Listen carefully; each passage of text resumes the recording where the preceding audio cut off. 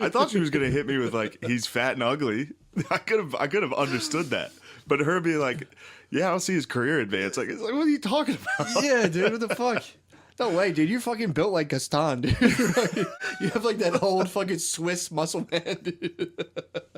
I need to get you leather boots with a buckle. Oh fuck, dude. I should start dressing like Gaston. And just being so crass with the ladies, dude. Just fucking go up to them like, You can, flex like, your bicep. barely see a line in my arm. It's all fat. Gaston had game, dude. Dude, Beauty was definitely fucking creeping with Gaston, dude. Yeah, she was. Fuck that. Oh, That for story's sure. ridiculous. The guy who kidnapped her is who she likes. I love that fairy tale, how it's like a story about a lady who sucks a dog's dick in a castle.